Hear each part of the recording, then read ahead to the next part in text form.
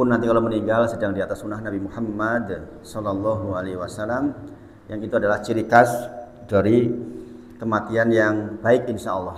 Kalau kita dalam kondisi menjalankan sunnah kok meninggal, insya Allah meninggal dalam kondisi husnul khotimah. Itu permintaan kita setiap hari dan kita berharap mendapatkannya insya Allah.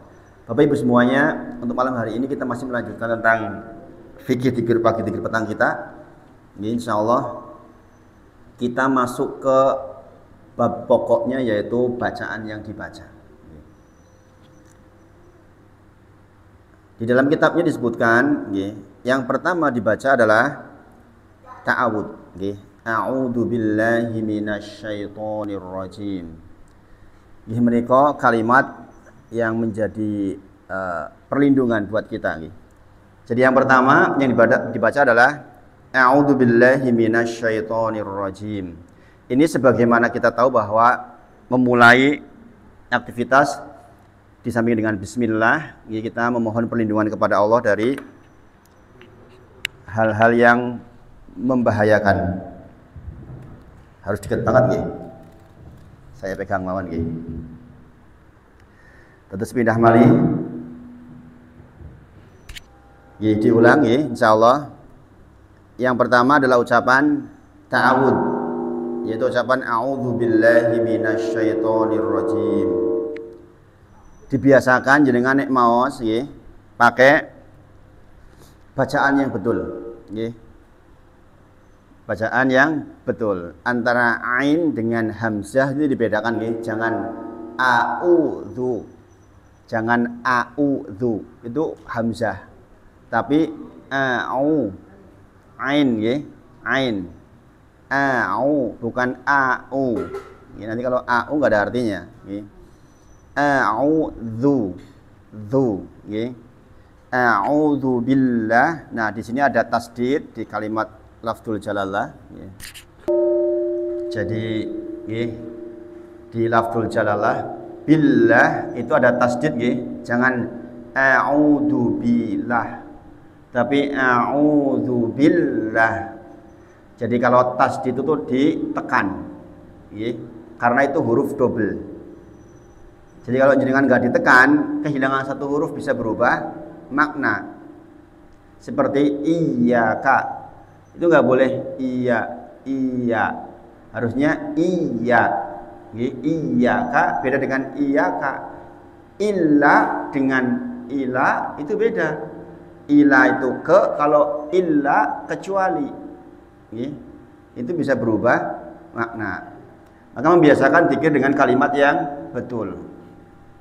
A'udzu billahi minash, bukan himina syaito, tapi himinash. Ada tasdid lagi di huruf sin besar, orang kampung bilang sin besar, sya, seperti orang busah ayam, itu loh. A'udzu billahi minasyaito,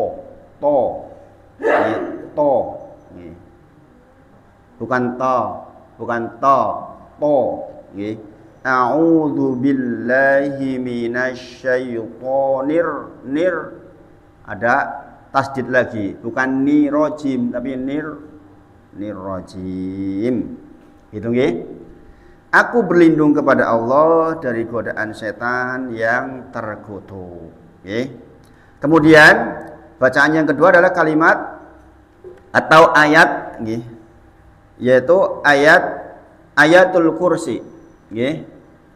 Jadi setelah a'udzu billahi minasyaitonir rajim, jangan maos ayat kursi. Ini juga jangan perhatikan bacaannya, karena ini ayat Al-Qur'an, bacaannya harus pakai ilmu tajwid. Maka membenarkan bacaan di dalam dzikir itu akan sangat mempengaruhi kualitas dzikir itu sendiri. Bapak Ibu semuanya, makanya udah ngaji, punyailah waktu untuk mempelajari bacaan dengan baik, khususnya bacaan-bacaan yang setiap hari kita baca. Allahu la ilaha illa huwal hayyul qayyum la ta'khuduhu sinatu wa la naum. Jadi jenengan bacanya santai kalau zikir, enggak usah tergesa-gesa. Jangan tergesa-gesa nggih Ibu-ibu. Santai mawon. Lahu ma fis samawati wa ma fil ard. Man dzal ladzi yashfa'u 'indahu illa bi idnihi. Ya'lamu ma baina aydihim wa ma khalfahum wa la yuhituna bi syai'in min 'ilmihi illa bima syaa'. Di situ ada kalau jenengan berhenti di situ waqaf berarti ada hamzah di sukun. Sya-nya tuh sya' gitu nggih. Karena berhenti dengan hamzah yang di waqaf. Waqaf itu berhenti. Kalau di waqaf berarti di sukun. Dan seterusnya. Jangan maos ampun tergesa-gesa. Ibu-ibu, kalau dengan zikir jangan tergesa-gesa. Khususnya yang ayat Al-Qur'an pastikan jangan maos dengan hukum tajwid. Insya Allah nggak perlu diulang-ulang. Kalau ini sudah jenengan pahami. Jadi zikir pagi itu mulai dengan ta'awud, kemudian ayatul kursi. Nah, sepanjang jenengan zikir itu perhatikan maknanya.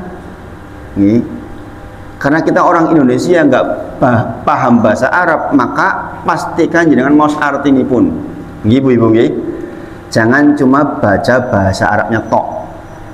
Karena semua ayat itu punya makna-makna yang sangat menakjubkan. Ini salah satu ayat yang menjadi ayat paling agung dalam Al-Quran. Karena membawa sifat-sifatnya Allah subhanahu wa ta'ala, asma wa sifatnya Allah yang agung.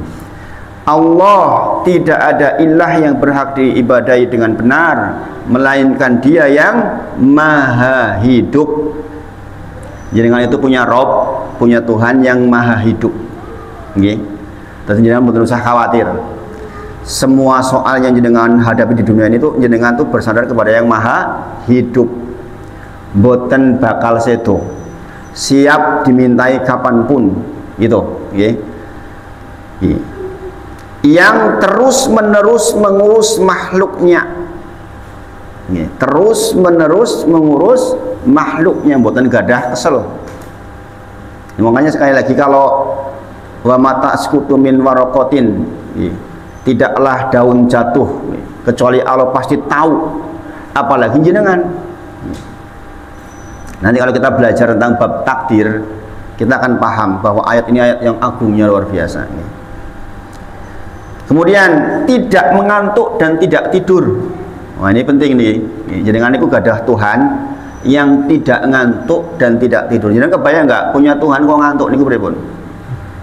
Kayak susah jenengan duh Gusti Allah, kula nyuwun teng panjenengan pitulungan, sik aku lagi ngantuk. Niku pripun? Coba. Nah ini penting nggih.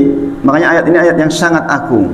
Jenengan tuh betul usah khawatir. Di dunia jenengan gak usah khawatir karena jenengan punya Rob yang tidak pernah tidur dan tidak mengenal ngantuk.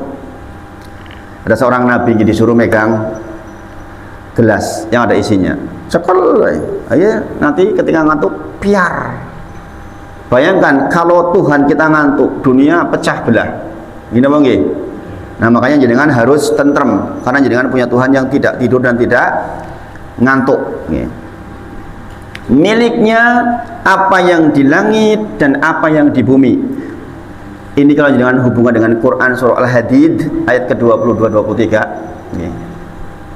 bahwa seluruh musibah yang terjadi di muka bumi atau di dalam diri kita pasti sudah tertulis rapih di kitab yang terdahulu, yaitu Lauh Mahfuz. Yang demikian ini kata Allah di ayat 23-nya supados jenengan boten terlalu susah terhadap yang terluput. Cita-cita kadang-kadang boten tekan, duwe anak karepe apik ndelale ora pati apik. nggih pun lah seperti itu memang kita terima, nggih. Enggak usah terlalu sedih. Demikian juga enggak usah terlalu bangga dengan yang kita dapat. Ketakdir dari bupati nggih biasa mawon, wong memang takdir dadi bupati. Ketakdir dadi wong ora patio sugih ya biasa mawon menjalani takdir, nggih. Ini penting buat kita, nggih. Jadi semuanya nggih adalah milik Allah, apa yang di langit dan di bumi. Maka kalau semuanya milik Allah, apa yang di langit dan di bumi, kita mintanya kepada siapa? Allah, Bapak Ibu. Minta sehat kepada Allah, minta usaha lancar kepada Allah.